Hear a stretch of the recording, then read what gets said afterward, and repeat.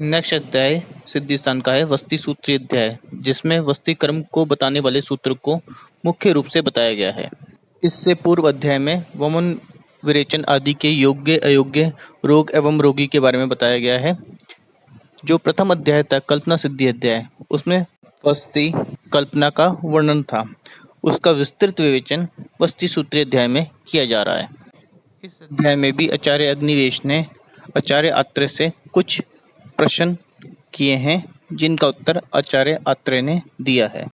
आचार्य अग्निवेश का प्रथम प्रश्न था, वस्ती देते समय किन किन विषयों का विचार करना चाहिए, जिसका उत्तर इस प्रकार दिया है। वस्ती देते समय दोष, औषध, देश, काल, सातवें, अग्नि आदि गुण व रोगी का बल का विचार करना चाहिए। इन विषयों का विचार करके दी गई वस्ती अपने निर्धारित गुणों को उत्पन्न करती है तथा उनके प्रयोग से सभी कार्यों में सफलता मिलती है। नेक्स्ट प्रश्न था, नेत्र किस धातु का बना होना चाहिए, जिसका उत्तर है नेत्र का निर्माण स्वर्ण, रौप्य, त्रपु, ताम्र, प्रीति अर्थात पीतल, कांस्य, अस्थि, द्रुम अर्थात लकड़ी, वेणु, दंत, नल, विषाण अर्थात सींग एवं मणियों द्वारा करना चाहिए। और इन द्रव्यों से बने नेत्र में 3 कर्णिकाएं भी होनी चाहिए।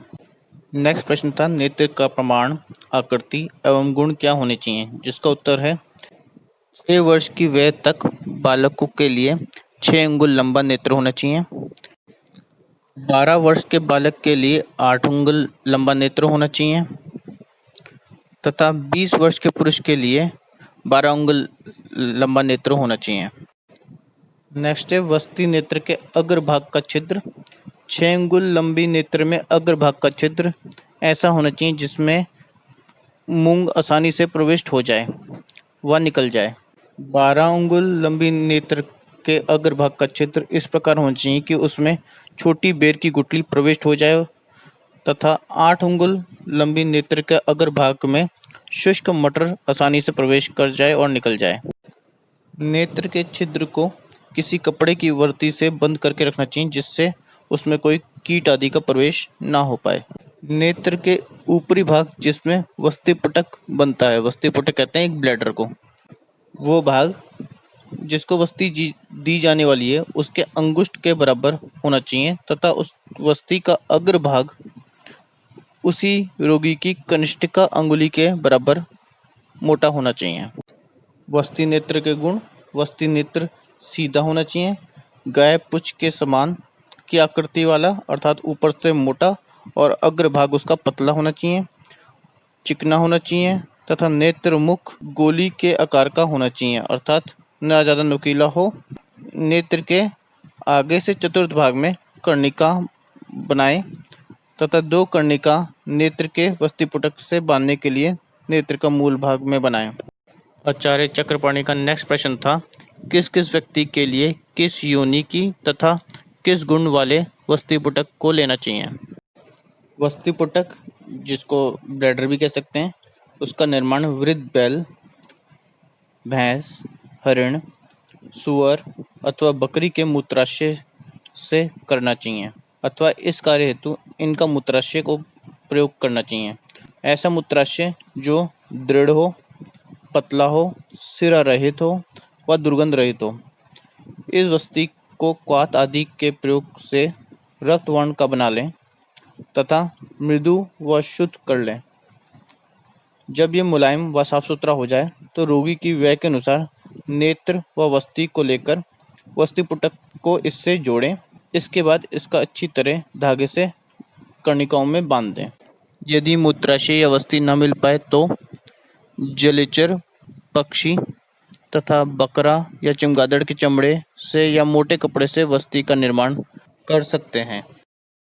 आचार्य चक्रपाणि का 5वां प्रश्न था, निरुकल्पा अर्थात निरुवस्ती की योजना कैसे की जाती है, जिसका उत्तर इस प्रकार दिया गया कि वस्ती कल्पना के ज्ञानवान चिकित्सक को निरुवस्ती के योग्य पुरुष का सम्यक विचार करके अर्थात उसकी भली भांति परीक्षा करके शुक्ल पक्ष के शुभ दिन प्रशस्त नक्षत्र में शुभ मुहूर्त में शुभ योग में पूर्वकृत अन्न के पच जाने पर तथा एकाग्र मन से निरुवस्ती देनी चाहिए। इसके लिए आचार्य ने एक वस्ती बताई है जो है बला आदि वस्ती, जिसके द्वारा आचार्य वस्ती निर्माण एवं उसके देने की विधि को स्पष्ट करते हैं। बलादि निरुवस्ती में बला, गुड़ुचि, त्रिफला, रासना दोनों प्रकार के पंचमूल अर्थात लघु पंचमूल और बृहत पंचमूल, प्रत्येक द्रव्य एक एक पल ग्रहण करें, 8 मदन फल लें। इसके अतिरिक्त बकरे का मांस जो आधा तुला अर्थात 50 पल लें। सभी द्रव्यों को यवकुट करके तथा बकरे के मांस को छोटे छोटे टुकड़ों में करके एक पात्र में लेकर उसमें द्रव्यों के संयुक्त मान का 4 गुना जल डालकर पकाएं और क्वाथ तैयार करें अर्थात चतुर्थांश द्रव्य जब शेष बचे तब उस क्वाथ को उतार लें अग्नि से, फिर उसे स्वच्छ वस्त्र से छानकर सुरक्षित रख लें। इस छने हुए क्वाथ में अजवाइन, मदनफल, बेल, कुष्ठ, वचा, सौंफ, नागरमोथा, पिपली एक एक कश से निर्मित कल्क को मिला दें। इस कल्क मिश्रित क्वाथ में गुड़, मधु, घृत, तेल यथावश्यक मात्रा में मिलाएं। गुड़ 1 पल, घृत व तेल 1 प्रस्त, सैंधव व मधु उचित मात्रा में मिलाएं। सभी द्रव्यों को मथकर वस्ती पुटक में भर लें और फिर इसे नेत्र के मूल भाग में बांध दें और वस्ती पुटक में स्थित वायु को निकालने के लिए पुटक को इस प्रकार दबाएं कि नेत्र के द्वारा कुछ बूंदें बाहर निकल जाए। वस्ती पुटक में कहीं भी कोई सिकुड़ापन ना महसूस हो और अंगुश से उस नेत्र का अग्रभाग बंद कर लें ताकि वस्ती में कोई वायु का प्रवेश ना हो पाए। जिस रोगी को वस्ती देनी हो उसको अभ्यंग व सेवन कराकर उसे मल मूत्र आदि का त्याग कराकर उसे अल्पाहार करा देना चाहिए तथा समतल बिछी चारपाई पर शयन कराना चाहिए। रोगी की चारपाई मुख भाग की तरफ से थोड़ी नीचे की तरफ होनी चाहिए और पाद की तरफ से थोड़ी उठी हुई होनी चाहिए। फिर रोगी को वाम पार्श्व लिटाकर उसको अपने हाथ का तकिया बनाकर उसके ऊपर सिर रखकर लेटना चाहिए। वाम पार्श्व की स्थिति में रोगी को अपने बाएं पैर को सीधा रखना चाहिए और जो ऊपर का दाहिना पैर है उसे घुटनों के बल थोड़ा मोड़ लेना चाहिए। इस स्थिति में गुदा को तेल व घृत लगाकर फिर उसमें नेत्र वस्ती नेत्र के अग्रभाग को प्रविष्ट कराकर उसका चतुर्थ अंश सीधे पृष्ठवंश की तरफ प्रवेश कराना चाहिए। नली का गुदा में प्रवेश कराते समय हाथ को ना हिलाएं, ना कंपन करें और हल्के हाथ से प्रवेश करावें। प्रवेश के पश्चात वस्ती पुटक को इस प्रकार दबाएं कि औषध द्रव्य एक साथ गुदा में प्रवेश करें।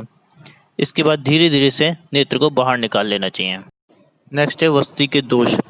यदि वस्ती नेत्र को गुदा में तिरछा प्रविष्ट कराते हैं तब वस्ती पुटक के क्वाथ आदि द्रव पदार्थ गुदा में प्रवेश नहीं कर पाते।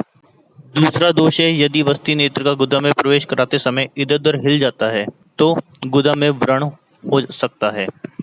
तीसरा दोष है यदि वस्ती पुटक को धीरे से दबाते हैं तो वस्ती द्रव्य अपने निर्धारित स्थान पर नहीं पहुंच पाते। चतुर्थ दोष है यदि वस्ती पुटक को अत्यधिक जोर से दबाते हैं तो वस्ती जो दी जाती है वो वस्ती द्रव्य कंठ तक पहुंच जाता है। पांचवा दोष है यदि वस्ती द्रव्य को गुनगुना ना प्रयोग करके अथवा ठंडा ही प्रयोग करें तो वो द्रव्य शरीर में स्तंभता उत्पन्न कर देता है। छठा दोष है यदि वस्ती द्रव जो है अत्यधिक उष्ण हो तब वो शरीर में जलन व मूर्छा उत्पन्न कर देता है। यदि वस्ती का द्रव अत्यधिक स्निग्ध हो तो इनके प्रयोग से शरीर में जड़ता उत्पन्न हो जाती है। यदि वस्ती में प्रयुक्त द्रव अत्यधिक रूक्ष हो तो उसके प्रयोग से वायु प्रकोपित हो जाती है। तनु अल्प अथवा नमक रहित वस्ती देने पर वे अयोग के लक्षण को दर्शाती है, अर्थात वस्ती अपने कार्य सम्यक नहीं करती। अत्यधिक मात्रा में वस्ती देने पर अतियोग उत्पन्न हो जाता है, अर्थात व्यक्ति में अतियोग के लक्षण उत्पन्न हो जाते हैं। यदि वस्ती अत्यधिक सांद्र अर्थात गाढ़ी हो और उसे कृश पुरुष को देते हैं तब वे देर से वापस लौटती है। यदि वस्ती के घोल में लवण अधिक पड़ जाता है तो वे दी हुई वस्ती दाह व अतिसार को उत्पन्न करती है। इस प्रकार 12 प्रकार के वस्ती दोष बताए गए हैं। नेक्स्ट पॉइंट है वस्ती द्रव्य में औषधों को मिलाने का क्रम। एक वस्ती द्रव्य तैयार करने के लिए किस क्रम में औषधों को मिलाना चाहिए? तो सबसे पहले सेंधा नमक को एक कुंडी में महीन पीस लेना चाहिए। उसमें मधु को और स्नेह द्रव्य घृत या तेल के साथ मथ कर एक रस कर लेना चाहिए। फिर उसमें कल्क मिलाकर उसे भी मथ लेना चाहिए। तब फिर क्वाथ डालकर अच्छी प्रकार से मथ कर वस्ती यंत्र में डालकर प्रयोग करना चाहिए। नेक्स्ट, जब हम बस्ती देते हैं तो वाम पार्श्व ही क्यों लिटाते हैं? इसका उत्तर है, मनुष्य की देह में वाम पार्श्व में ग्रहणी व गुदा स्थित रहती है, अतः वाम पार्श्व में शयन कराकर रोगी को जब निरुवस्ती देते हैं तो वस्ती के द्रव्य सुखपूर्वक पक्वाशय में पहुंच जाते हैं। इस अवस्था में गुदवलियां लीन हो जाती हैं, अर्थात गुदवलियों का कोई अवरोध नहीं रहता, इसलिए रोगी को वाम पार्श्व ही लिटाना योग्य होता है। नेक्स्ट है निरुवस्ती के पश्चात क्रम। दिवस्ती द्रव्य जब बाहर निकल जाता है तो रोगी को सुकुशन जल से स्नान कराना चाहिए तथा पतले मांस रस के साथ शाली चावल का भात खिलाना चाहिए। जब रोगी का आहार पच जाए तो सायकाल में रोगी को लघु व अल्प मात्रा में भोजन कराने के बाद शरीर में बल की वृद्धि हेतु अम्ल व वातनाशक द्रव्यों से साधित तेल की अनवसन वस्ती देनी चाहिए। अनवसन वस्ती में प्रयुक्त तेल की मात्रा निरुवस्ती में प्रयुक्त द्रव्यों की मात्रा का चतुर्थांश होनी चाहिए। अनवसन वस्ती देने के पश्चात हाथ के तलवों से नितंब के ऊपर बार बार थपथपाना चाहिए। ऐसा करने से अनवसन के रूप में प्रयुक्त स्नेह शीघ्रता पूर्वक वापस नहीं आता। दोनों पैरों की युग्म उंगलियों को एक साथ हल्के हल्के हाथ से खींचें, अर्थात एक साथ जैसे पैरों की उंगलियों को खींचते हैं उसी समय दूसरे पैर की उंगलियों को खींचें। इसके बाद उत्तान लेटे हुए रोगी को एड़ी व पैरों के तलवे, उंगली व पिंडिकाओं को तेल लगाकर हल्के हाथ से मालिश करनी चाहिए। शरीर के और भी जिस भाग में वेदना होती है उसमें तेल लगाकर सुखपूर्वक हाथों से मालिश करें। इसके बाद सिर के नीचे तकिया लगाकर सुखपूर्वक शयन करावें। श्लोक नंबर 30 में सभी दोषों एवं स्वस्थ पुरुषों में निरुवस्ती की दी जाने वाली कुल 12% मात्रा में 5 भाग क्वाथ की मात्रा होती है। पित्तज व्याधियों में ये या पित्त प्रकृति वाले व्यक्ति में स्नेह की मात्रा कुल मात्रा का छठा भाग, अर्थात 12% का छठा भाग। यही मात्रा स्वस्थ पुरुषों में भी निर्धारित की गई है। वातज व्याधियों में कुल मात्रा का चतुर्थ भाग, अर्थात 12% का चौथाई अंश, तथा कफज व्याधियों में अष्टम अंश, अर्थात 12% का 8वां भाग स्नेह की मात्रा निर्धारित की गई है। आचार्य चक्रपाणी का छठा प्रश्न था प्रणिधान मात्रा का, अर्थात व्यय के भेद से निरुवस्ती की मात्रा क्या होती है? जिसका उत्तर है 1 वर्ष के बालक हेतु निरुवस्ती की मात्रा 8% होती है। इसके बाद प्रत्येक वर्ष आधा आधा प्रतिशत मात्रा बढ़ जाती है और 12 वर्ष के बच्चे में 6% की मात्रा में निरुवस्ती का प्रयोग किया जाता है। 12 वर्ष के बाद प्रति वर्ष 1% मात्रा बढ़ाई जाती है जो 18 वर्ष तक 12% हो जाती है। 18 वर्ष से लेकर 70 वर्ष तक यही मात्रा अर्थात 12% ही प्रयोग में की जाती है। इसके बाद 70 वर्ष से ऊपर के लोगों को 16 वर्ष वाले पुरुष की जो मात्रा निर्धारित है उसका प्रयोग किया जाता है। नियमानुसार 16 वर्ष वाले व्यक्ति के लिए 10% मात्रा का प्रयोग किया जाता है, अर्थात 70 वर्ष से ऊपर के लोगों में 10% की मात्रा निर्धारित की गई है। बालकों और वृद्ध पुरुषों में विशेष रूप से मृदु द्रव्य से निरुवस्ती देनी चाहिए। आचार्य चक्रपाणी का नेक्स्ट प्रश्न था शयन विधि का, अर्थात वस्ती के पश्चात सोने की विधि। निरुवस्ती देने के बाद रोगी के शयन हेतु आसन न ज़्यादा ऊंचा हो न ज़्यादा नीचा होना चाहिए। आसन के नीचे एक पादपीठ होनी चाहिए जिसके सारे रोगी उस आसन पर चढ़े या बैठे। आसन के ऊपर का बिस्तर मुलायम, चौड़ा, लंबा होना चाहिए। उसका सिर पूरब दिशा की ओर होना चाहिए। बिस्तर के ऊपर साफ सुथरी सफ़ेद रंग की चादर भी बिछी होनी चाहिए। रोग की अवस्थाओं का विचार करके रोगी को कफज रोग में यूष के साथ, पित्तज रोग में दूध के साथ तथा वातज रोग में मांस रस के साथ भोजन देना चाहिए। ये एक सामान्य नियम है। यदि कहीं पर किसी विशेष पथ्य का निर्देश न दिया हो तो इसी के अनुसार रोगी को भोजन कराना चाहिए।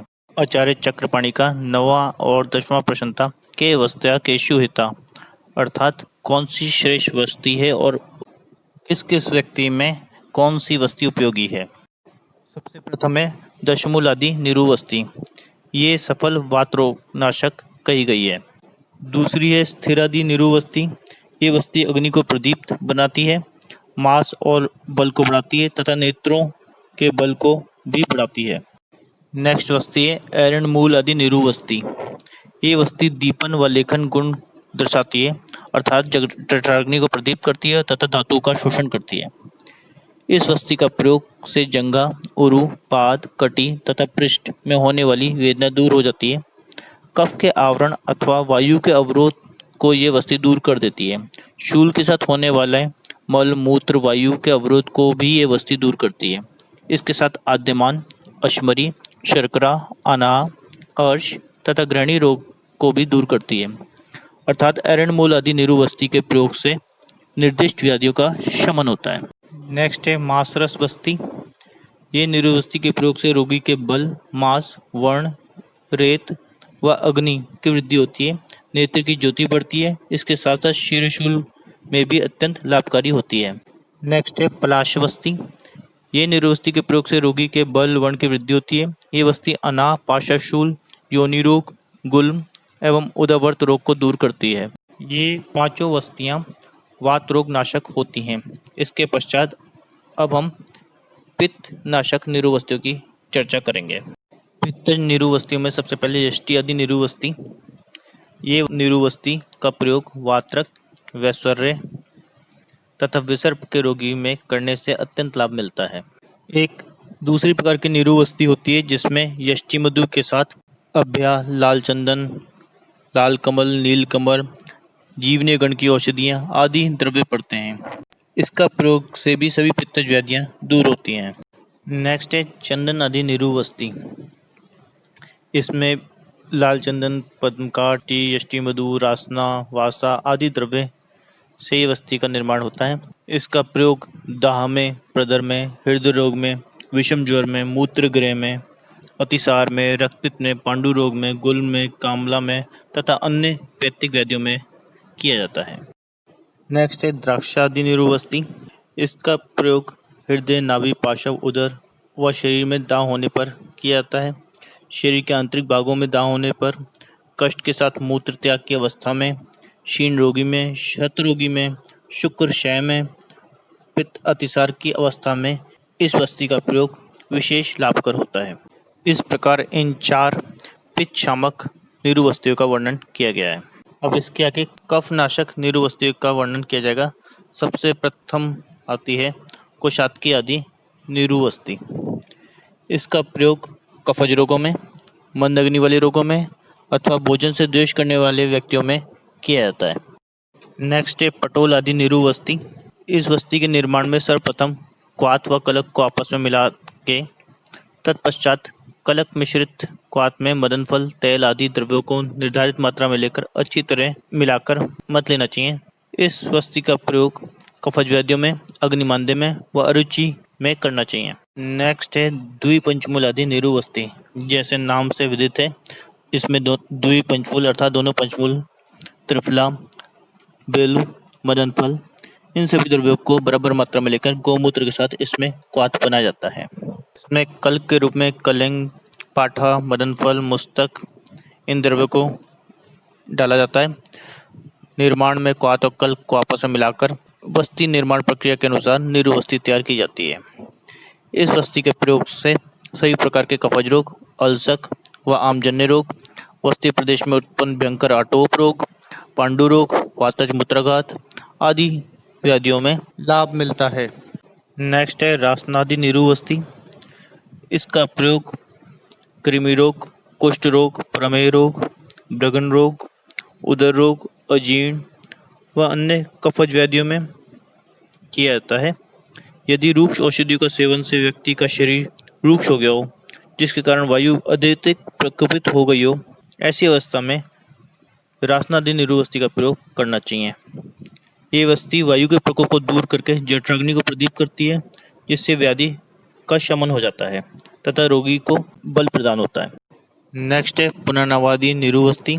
इसमें पुनर्नवा एरणमूल, पाषाणभेद, वृश्चिर, भूतिक, पलाश, दशमूल, मदनफल, बिल्व, यव, कुल्थी, धनिया इन द्रव्यों को लेकर इसमें जल व गोदूध डालकर क्वाथ निर्माण कर लें। उस छने हुए क्वाथ में कल के रूप में वचा, सौंफ, देवदारू, कुष्ठ, यष्टिमधु, सरसप, पिपली, अजवाइन, मदनफल इसको डालकर वस्ती निर्माण प्रक्रिया के अनुसार निरुवस्ती को तैयार करें। इस वस्ती का प्रयोग चिकित्सक सभी प्रकार के रोगों में, विशेषकर द्वंद्वज व त्रिदोषज रोगों में करते हैं। श्लोक नंबर 69 में दोषानुसार निरुवस्ती की संख्या बताई है। आचार्य कहते हैं स्निग्ध उष्ण एक पवने, अर्थात वातज व्याधियों में स्निग्ध व उष्ण गुणों वाली एक निरुवस्ती देनी चाहिए। 2 स्वादु शीतो पैसा चा पित्ते, अर्थात पित्तज व्याधियों में मधुर व शीत गुणयुक्त द्रव्यों से साधित शीर को 2 की संख्या में निरुवस्ती के रूप में प्रयोग करना चाहिए। 3 सामूत्रो कटुको उष्ण तीक्ष्णा कफे निरुवा न परम विद्या, अर्थात कफज व्याधियों में कटु उष्ण द्रव्यों एवं गोमूत्र द्वारा निर्मित तीक्ष्ण निरुवस्ती का प्रयोग करना चाहिए, जिसकी संख्या 3 बताई है। आचार्य कहते हैं इससे अधिक निरुवस्ती का प्रयोग नहीं करना चाहिए। श्लोक नंबर 70 में निरुवस्ती के पश्चात जो पथ्य बताया उसका वर्णन किया गया है। निरुवस्ती देने के बाद जब निरुवस्ती वापस लौट आए, रोगी में सम्यक निरुवस्ती के लक्षण मिल जाए, तब रोगी को गुनगुने जल से स्नान कराकर भोजन के रूप में वातजन्य व्याधियों में मांस रस के साथ साठी चावल का भात दें। पित्तज व्याधियों में दूध भात देना चाहिए तथा कफज व्याधियों में यूज भात का प्रयोग करना चाहिए। इसके पश्चात अनुवासन के योग्य रोगियों में वातज व्याधियों में बेल तेल से, पित्तज व्याधियों में जीवनी गण की औषधि से साधित तेल से तथा कफज व्याधियों में मदन फल से साधित तेल से अनुवासन वस्ती का प्रयोग करना चाहिए। इति अग्निवेश कृते तंते चरक प्रति संस्कृते अप्राप्ते दुर्बल संपूरिते सिद्धि स्थाने वस्ति सूत्रीय सिद्धि नाम तृतीय अध्याय समाप्तम।